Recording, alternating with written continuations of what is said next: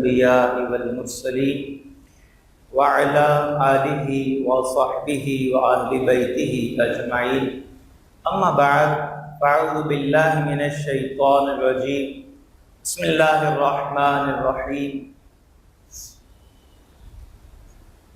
فاسألوا أهل الذكر إن كنتم لا تعلمون صدق الله مولانا العظيم قال الله تعالى في شان حبيبه إن الله وملائكته يصلون على النبي يا أيها الذين آمنوا صلوا عليه وسلموا تسليما الصلاة والسلام عليك يا رسول الله وعلى آلك وأصحابك يا حبيب الله الصلاة والسلام عليك يا نبي الله وعلى آلك وصحابك يا نور اللہ۔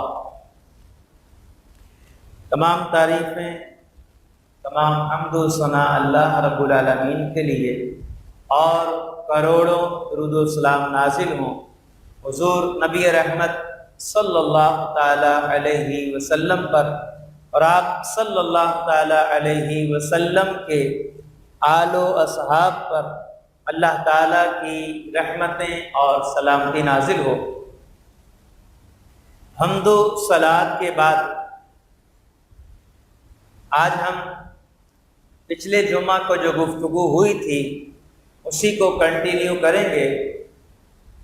اللہ کے نبی حضرت خضر علیہ السلام کے حالات اور واقعات ہم نے سنے تھے۔ ان کا جو سب سے مشہور واقعہ اور سب سے زیادہ مستند واقعہ ہے وہ قرآن مجید میں بیان کیا گیا ہے۔ اللہ رب العالمین جل مجدہ کی بارگاہ میں حضرت موسیٰ علیہ السلام نے التجا کی کہ یا اللہ، میں کوئی علم والا بندہ دیکھنا چاہتا ہوں۔ بعض روایات اس کے علاوہ بھی ہیں کہ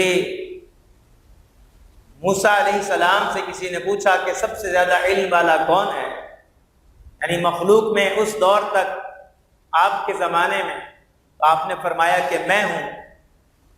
اس پر اللہ رب العالمین نے آپ کو توجہ دلائی کہ اے موسیٰ، تم ظاہری شریعت کو زیادہ جانتے ہو، ہم باطن کے کچھ علوم ایسے بھی ہیں جو میں نے کسی اور بندوں کو بھی دے رکھے ہیں۔ چنانچہ حکم دیا ہے موسیٰ آپ سفر کریں۔ یہ پورا واقعہ تفصیل کے ساتھ سورہ کہف میں موجود ہے۔ حضرت موسیٰ علیہ السلام نے اپنے خادم خاص یوشع بن نون کو ساتھ لیا، اور یہ ہر وقت آپ کی خدمت میں رہتے تھے۔ ان کو ساتھ لیا، اور قرآن مجید نے یہاں خادم کا لفظ نہیں کہا، لِفَتَاهُ، اپنے نوجوان سے، جو تمہارے ساتھ نوجوان ہے۔ تو موسیٰ علیہ السلام نے اپنے نوجوان سے کہا، یہ نہیں کہ اپنے خادم سے کہا۔ تو اس سے علماء نے ایک نقطہ یہ بھی بیان کیا ہے کہ اگر کوئی تمہارا ماتحت ہے، خادم ہے، ایسا لفظ جس سے اس کی کوئی دل آزاری ہونے کا اندیشہ ہو یا اس کو وہ اچھا نہ لگتا ہو، تو ہم اس کی جگہ کچھ اور لفظ استعمال کریں۔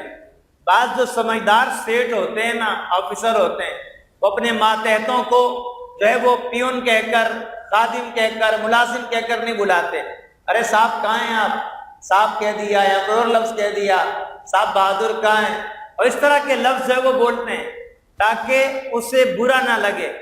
تو یہ جو ہے اعلیٰ ظرف کے جو لوگ ہوتے ہیں ان کے اندر یہ چیز پائی جاتی ہے، اور ہمیں یہ سکھایا گیا ہے اس آیت میں کہ ہم اپنے خادم کو بھی اگر اسے برا لگتا ہو خادم کہنا، تو ہم کوئی اور لفظ کہہ کر ہم اسے بلا لیں۔ ہم آفس میں جا کام کرتے ہیں، وہاں بھی ہمارے پاس جو ہے وہ خادمین ہیں، لیکن انہیں زیادہ تر خیر خواہ کہہ کر ہم بلاتے ہیں۔ ارے وہ خیر خواہ اسلامی بھائی کہاں ہیں؟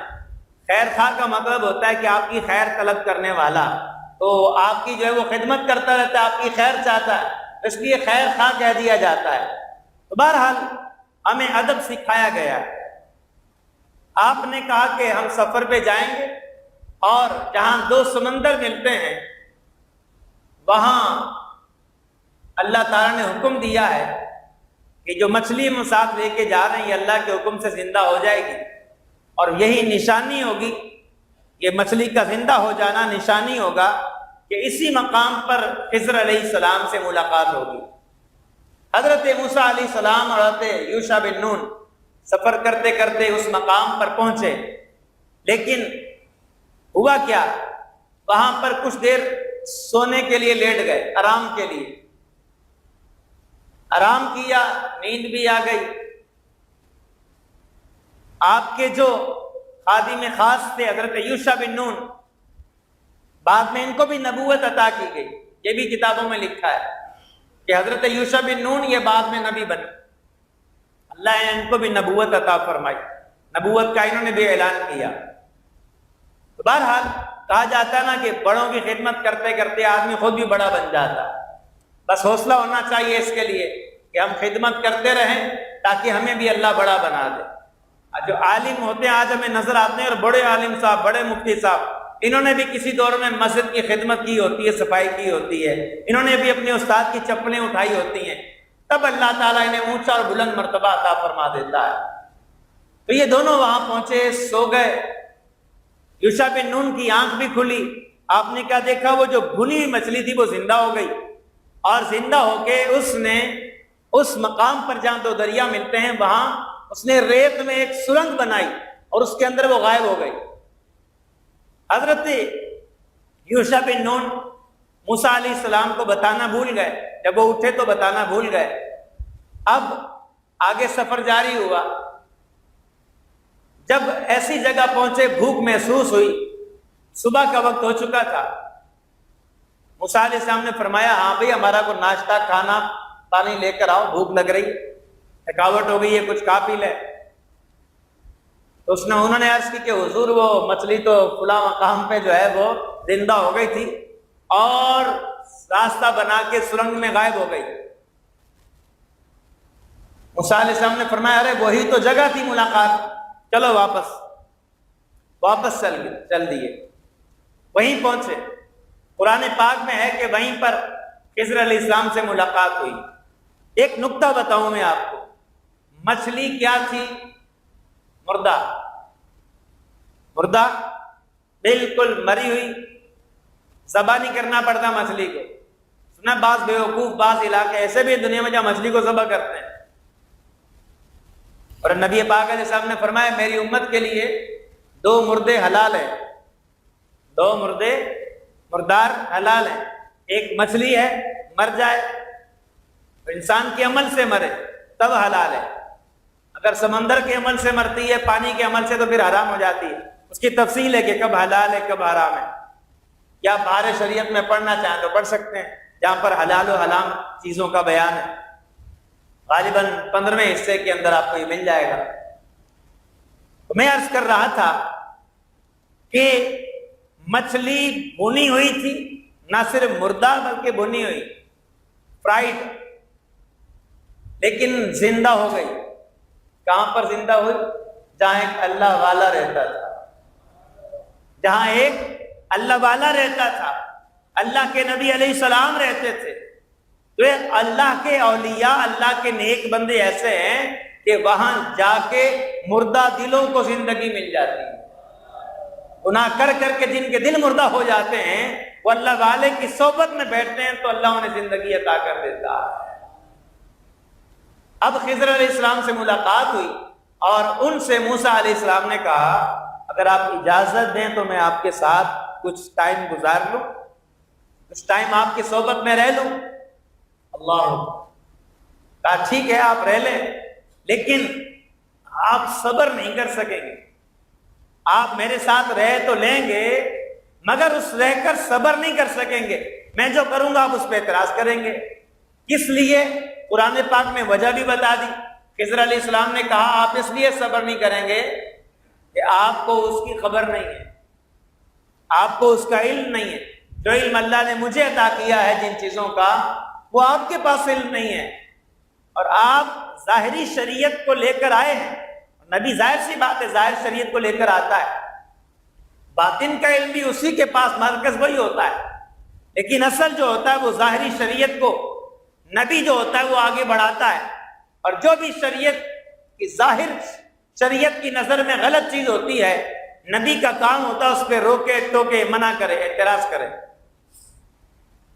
خضر علیہ السلام نے فرمایا آپ صبر نہیں کر سکیں گے، آپ جو ہے کراس کوشچن کریں گے، کوئی اعتراض کریں گے، آپ کوئی نہ کوئی اعتراض کریں گے اس وجہ سے کہ آپ کو علم نہیں ہے۔ ایک بات سیکھنے کو یہ بھی ملی کہ ادب جو ہوتا ہے نا، ادب بڑی چیز ہوتی ہے۔ موسیٰ علیہ السلام نے بڑے احترام کے ساتھ کہا کہ آپ مجھے اپنے ساتھ رکھ لیں، کچھ میں بھی سیکھ لوں جو اللہ نے آپ کو عطا کیا ہے، اس میں سے میں بھی سیکھ لوں۔ تو جو مرید ہوتا ہے، جو شاگرد ہوتا ہے، اسے ادب بہت کرنا چاہیے۔ ادب کرے گا تو کچھ ملے گا، ادب نہیں کرے گا پھر نہیں ملے گا۔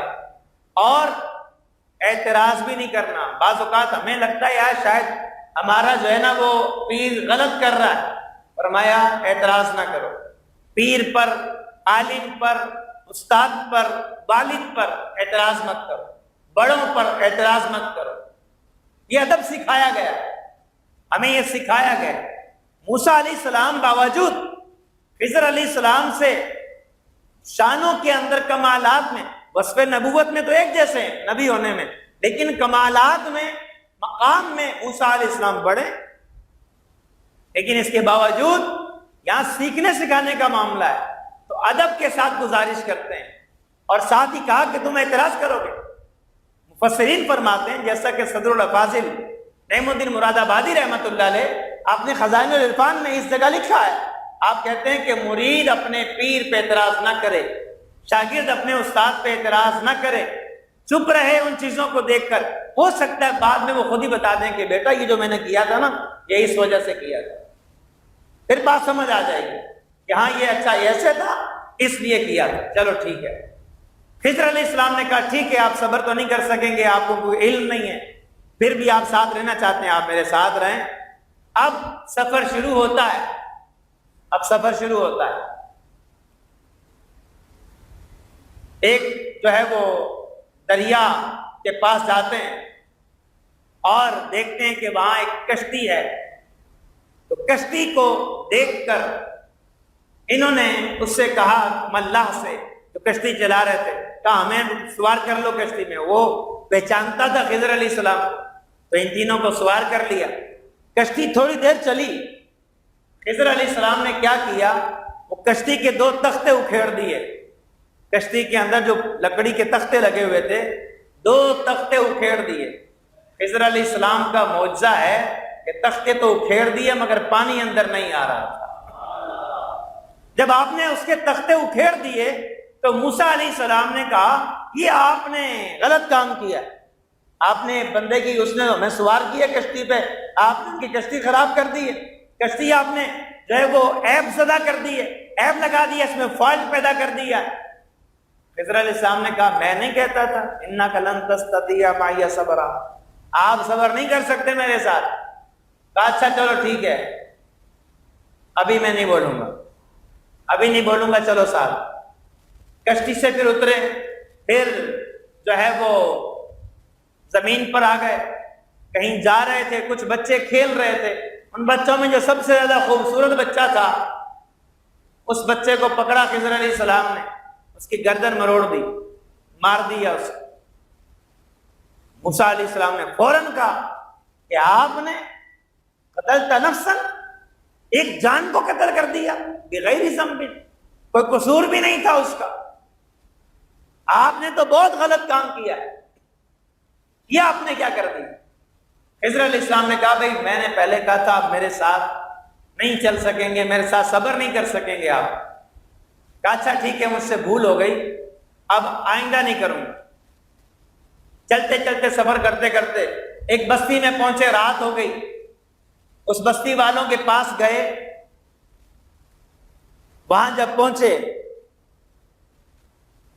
تو ان سے جا کے کہا بھائی ہم مہمان ہیں، ہماری مہمان نوازی کرو۔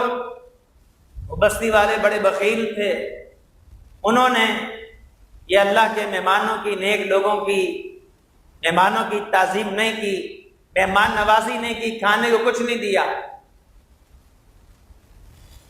مگر وہاں سے جب جانے لگے نا، ایک دیوار تھی وہاں جو گرنے کے قریب تھی، ایسا لگتا تھا کہ یہ ابھی گر جائے گی۔ خضر علیہ السلام نے اپنا پر مارا، اس کو وہ سیدھا کر دیا، اس کو ٹھیک ہو گئی، وہ گرنے کا جو چانس تھا وہ ختم ہو گیا۔ موسیٰ علیہ السلام نے کہا انہوں نے ہماری مہمان نوازی نہیں کی، کچھ کھلایا پلایا نہیں، خدمت نہیں کی، اور آپ نے ان کا کام کر دیا، دیوار بنا دی، مزدوری تو لیں ان سے۔ خضر علیہ السلام نے کہا بس اب جو ہے وہ جدائی کا وقت آ گیا، بس اب آپ کا راستہ الگ، میرا راستہ الگ۔ لیکن جاتے جاتے میں آپ کو بتا دیتا ہوں، جو 3 کام میں نے کیے تھے اور آپ نے اس پہ اعتراض کیے تھے، اس کا مطلب بتا دیتا ہوں۔ کیا مطلب ہے؟ وہ جو کشتی آپ نے دیکھی تھی نا، وہ غریب لوگوں کی کشتی تھی، اور وہ کشتی جہاں جا رہی تھی نا، یا تو آگے، یا جہاں اس نے ہمیں چھوڑ کے واپس جانا تھا، پیچھے کہیں جہاں انہوں نے لوٹ کے جانا تھا، وہاں ایک ظالم بادشاہ رہتا ہے، وہاں پر ایک ظالم بادشاہ ہے، جو بھی صحیح سالم کشتی آتی ہے وہ اس کشتی پہ قبضہ کر لیتا ہے۔ اور یہ جو غریب لوگ ہیں، ان کے پاس صرف یہی ایک کشتی تھی جس سے ان کا گھر بار چلتا تھا۔ میں نے کشتی کو عیب والا کر دیا تاکہ ان کی روزی روٹی چلتی رہے۔ دوسری بات، میں نے جس بچے کو قتل کر دیا تھا، تو یہ میں نے ما فعلت عن امری، میں نے اپنے پاس سے نہیں کیا بلکہ حکم ربی سے کیا ہے۔ اللہ پاک نے یہ مجھے بتایا تھا، آپ کے رب نے یہ ارادہ کیا، آپ کے رب نے یہ ارادہ کیا کہ یہ جو بچہ ہے نا، اگر یہ بڑا ہو گیا نا، بڑا ہو کے یہ مشرک کافر بنے گا اور اپنے ماں باپ کو بھی کافر بنا دے گا، اس لیے حکم الہی سے میں نے اسے قتل کر دیا، اور اللہ پاک کا یہ ارادہ ہے کہ اللہ اس کا اچھا بدل انہیں عطا کر دے گا، ان کے ماں باپ کو اچھا بدل دے دے گا۔ اللہ اکبر۔ تفاسیر میں لکھا ہے اللہ پاک نے اس بچے کے عوض جس کو قتل کر دیا تھا، اس کے بدلے میں اللہ پاک نے، اللہ کریم نے ایسی بیٹی عطا کی جس کی شادی ایک نبی سے ہوئی، اور اللہ تعالیٰ نے اس کی نسل میں درجنوں انبیاء عطا فرمائے۔ بعض جگہ یہ ہے کہ 70 انبیاء اس عورت کی نسل سے اللہ تعالیٰ نے آگے پیدا کیے، تو کتنی زبردست اللہ نے بدل عطا کیا۔ تو یہ ایک اور چیز یہاں پر یاد رکھنے کی ہے، وہ یہ ہے کہ اللہ کے نبی کو جو الہام ہوتا ہے نا، وہ وحی ہوتی ہے، اور اللہ کا نبی وحی کے ذریعے ایسا عمل کر سکتا ہے، قتل کر دیا کسی کو۔ لیکن کوئی ولی یا کوئی عامل یا کوئی بھی ایسا بندہ وہ کہے نہیں جی، کوئی بندہ گیا علاج کرانے کے لیے عامل کے پاس، اس نے کہا اپنے بیٹے کو قتل کر دے، تیرے حالات ٹھیک ہو جائیں گے۔ مجھے یہ بتایا گیا ہے، الہام ہوا ہے، ایسے الہام کی کوئی حیثیت نہیں ہے، اس پر عمل نہیں کیا جائے گا۔ ولی کو بھی الہام ہونا کہ ایسا عمل کرو جو شریعت کے خلاف ہے، اس پہ عمل کرنا جائز نہیں ہے، ٹھیک ہے۔ نبی کو ہوا ہے الہام تو وہ وحی ہوتی ہے، اور وہ یقینی علم ہوتا ہے۔ آج کوئی بھی ایسا نہیں کر سکتا، کسی کو ایسا کرنے کی اجازت نہیں ہے۔ تیسری بات، وہ جو آپ نے دیوار دیکھی تھی میں نے ٹھیک کر دی، انہوں نے مہمان نوازی نہیں کی۔ دیکھیں، مہمان نوازی کرنا چاہیے۔ آج ہمارے ہاں ایسی عجیب و غریب حالت ہے، مہمان نوازی، اللہ اکبر۔ میں دیکھتا ہوں یہاں پر مجھ سے پہلے والے جو امام آتے ہیں نا، مجھ سے پہلے والے یہاں کبھی امام کبھی آگے بھول گئے، ایسا نہیں ہوتا کہ چلو مقتدی کو ملا پہچان لیا تو اس کی کوئی اچھا جی پنجاب سے آئیں، کوئی ان کو کہیں حضرت چلیں، اچھا جی کیا حال ہے، دعاؤں میں یاد رکھنا، باہر نکل گئے۔ ہم کرتے ہیں الحمدللہ، ہمیں سکھایا ہے قرآن نے، سنت نے، امیر اہل سنت نے، ہمیں شریعت نے سکھایا ہے مہمان نوازی کرنی ہے، اور الحمدللہ مہمان نوازی میں ہاتھ بڑا کھلا ہے، اللہ کے شکر سے۔ دادا کا بھی کھلا تھا، پر دادا کا بھی ہاتھ بڑا کھلا تھا، ہمارے ابا کا ہاتھ بھی بڑا کھلا ہے اس معاملے میں۔ تو مہمان نوازی کرنی ہے، کرتے رہیں۔ نبی کریم علیہ السلام نے فرمایا ہے جو اللہ پر اور آخرت کے دن پر ایمان رکھتا ہے، اس کو چاہیے کہ مہمان کی تعظیم کرے، مہمان نوازی کرے۔ ایک حدیث میں یہاں تک ہے کہ کوئی کسی کا مہمان بنا، مہمان نوازی نہیں کرتے، وہ چھین کے اپنا کھانا لے سکتا ہے ان سے۔ یہاں تک لکھا ہے کتابوں میں، الحدیقۃ الندیہ میں لکھا ہے یہ، ایک حدیث کی شرح کرتے ہوئے۔ اور ایک جگہ تو یہ بھی ہے، جس بستی میں مہمان آئے مہمان نوازی نہ کریں، اللہ اس بستی پہ رحم نہیں کرتا۔ تو آج ہمارے ہاں کیا حالت ہے، ہم تو چائے پوچھنا بھاری پڑ جاتا ہے ہمیں کسی کو، ہم کہتے ہیں نہیں یار یہ 20 روپے تو بچیں گے۔ خدا کی قسم 20 روپے 30 روپے بچا بچا کے کوئی آج تک مالدار نہیں بنا ہے۔ یہ جو کنجوس قسم کے کنجوس ٹائپ کے لوگ ہوتے ہیں نا، ان کو پتہ نہیں کیا کیا بولتے ہیں، شوم بولتے ہیں، کیا بولتے ہیں، ہاں ایسا بھی کوئی لفظ بولتے ہیں۔ تو بہرحال کنجوس ہے، بخیل ہے، ایسے ایسے بخیل، توبہ توبہ توبہ، اللہ بچائے بخیلوں سے۔ تو مہمان نوازی کے معاملے میں بڑے بخیل ثابت ہوئے لوگ، کنجوسی کرتے ہیں۔ مہمان آ جائے تو بس، ایک تو کراچی میں مہمان آتے نہیں ہیں، شادی پہ آئیں گے یا موت میت پہ آئیں گے، صحیح ہے، اور اگر آ گئے گرمیوں کی چھٹیوں پہ اب پریشان ہو گئے۔ نہ نہ نہ، پریشان نہیں ہونا، مہمان سے پریشان نہ ہو۔ اللہ اکبر کبیرہ، مہمان سے جو پریشان ہوگا وہ اور پریشان ہوگا۔ مہمان آتا ہے نا، روایات میں مہمان آتا ہے اپنا رزق ساتھ لے کر آتا ہے، اور جب جاتا ہے نا تو گھر والوں کے گناہ ساتھ لے جاتا ہے۔ کیا مطلب؟ اس کی خدمت کرتے ہیں مہمان کی تو اللہ گھر والوں کے گناہ معاف کر دیتا ہے، تو اللہ کی رحمت ہوتی ہے وہ۔ اور مہمان کو بھی بتایا گیا کہ کچھ ادب، کچھ تقاضے ہوتے ہیں، ان پہ عمل کرے، ان تقاضوں پہ چلے۔ مہمان کو بھی یہ کہا گیا ہے کہ کچھ طریقوں کا، ادب کا، مروت کا، اس کا مظاہرہ کرے۔ لیکن مہمان نوازی سے ہم بہت بھاگتے ہیں، اللہ ہمارے حال حال پہ رحم فرمائے۔ مہمان نوازی کریں گے رزق میں برکت ہوگی، مہمان نوازی کریں گے اللہ آپ کو وہاں سے دے گا، آپ کو گمان بھی نہیں ہوگا یار یہاں سے بھی آ سکتا تھا۔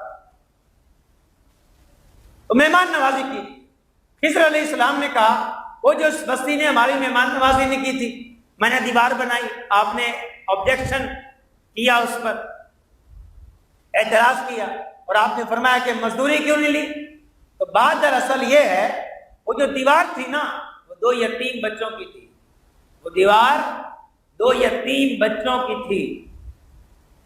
آپ کے رب نے ارادہ کیا کہ جب بچے بڑے ہو جائیں گے اپنا خزانہ نکال لیں گے، بڑے ہو جائیں گے اللہ خود ہی ان کو بتا دے گا، وہ اپنا خزانہ نکال لیں گے۔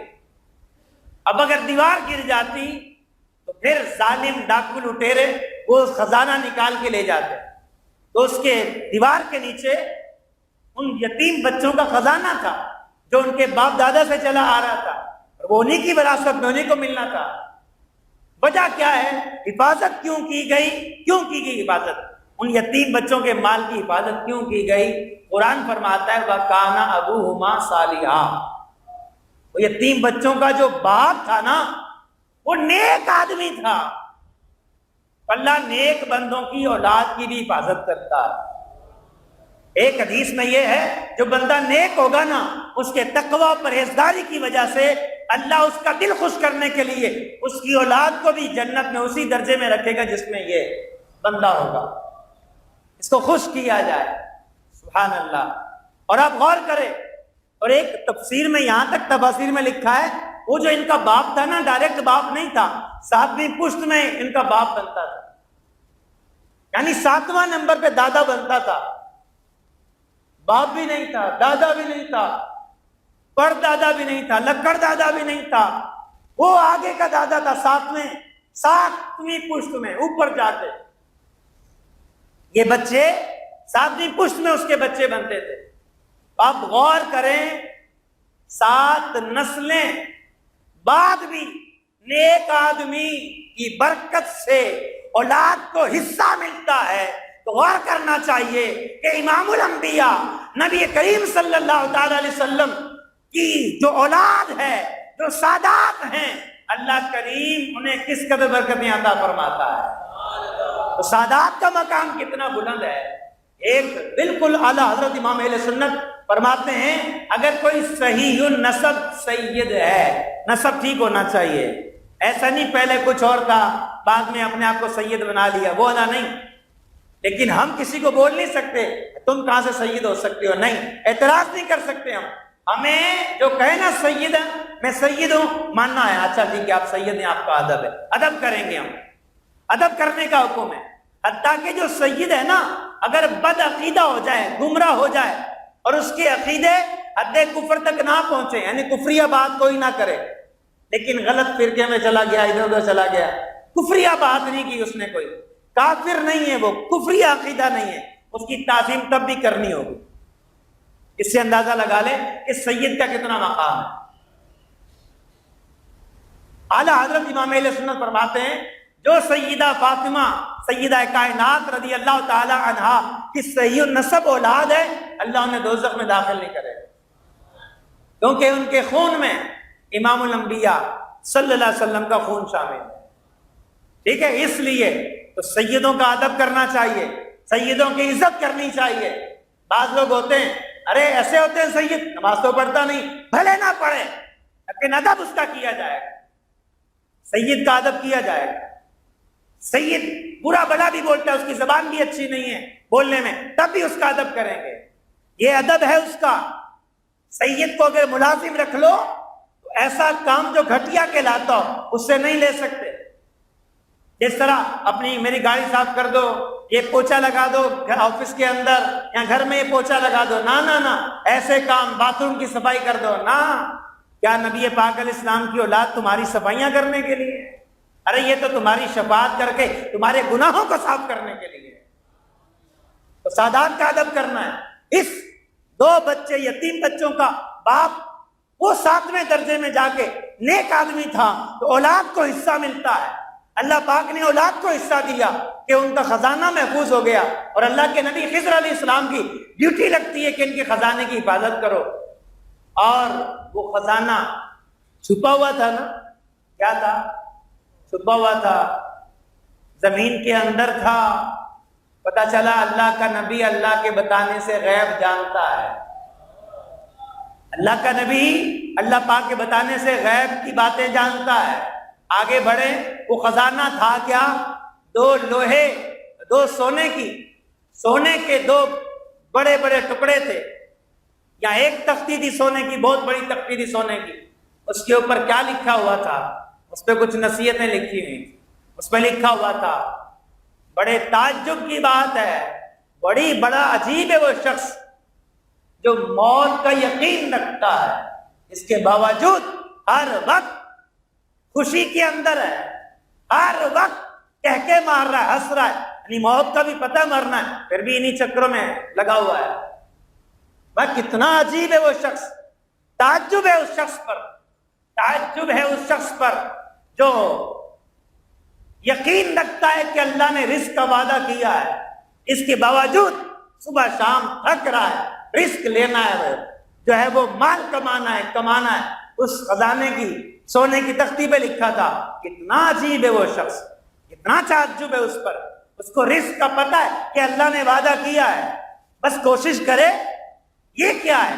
صبح شام اس کے دماغ پہ ایک ہی چیز حاوی ہے، نہ نماز کی خبر، نہ اللہ کو سجدہ کرنے کی خبر، نہ کوئی اور ماں باپ کی فکر، نہ اولاد کی فکر، نہ فیملی کی فکر، بس کمانا.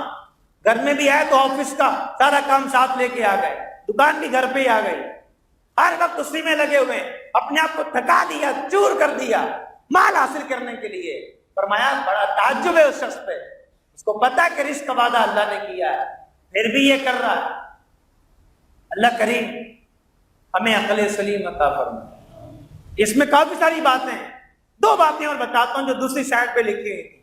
اس میں لکھا ہوا تھا میں اللہ ہوں، اللہ پاک کی طرف سے لکھا ہوا تھا میں اللہ ہوں، میرے سوا کوئی معبود نہیں، میرا کوئی شریک نہیں، اور میں نے کچھ لوگوں کو خیر کے لیے پیدا کیا ہے، ان کے ہاتھوں سے خیر کو جاری کرتا ہوں، اور کچھ لوگوں کو میں نے شر کے لیے پیدا کیا ہے، ان کے ہاتھوں سے شر کو جاری کر دیتا ہوں. پھر اس میں لکھا تھا بشارت ہے، خوشخبری ہے اس بندے کے لیے جس کو میں نے خیر کے لیے پیدا کیا اور اس کے ہاتھوں سے خیر کو جاری کیا، اور تباہی ہے، بربادی ہے، ہلاکت ہے اس شخص کے لیے کہ جس کو میں نے شر کے لیے پیدا کیا اور اس کے ہاتھوں سے شر جاری ہو گیا۔ جو لوگ فتنہ فساد پھیلاتے ہیں ان کے لیے تو ہلاکت ہے، اور جو خیر کا باعث ہیں، خیر کو پھیلا رہے ہیں، نیکی کی دعوت عام کر رہے ہیں، سخاوت کر رہے ہیں، غریبوں کا خیال رکھتے ہیں، اپنے گھر والوں کا، رشتہ داروں کا، یعنی ہر بندے کے لیے وہ خیر ہی خیر ہیں، خیر ہی عام کرتے ہیں، شر نہیں پھیلاتے، اللہ پاک فرماتا ہے ان کے لیے خوشخبری ہے۔ وآخر دعوانا ان الحمد للہ رب العالمین۔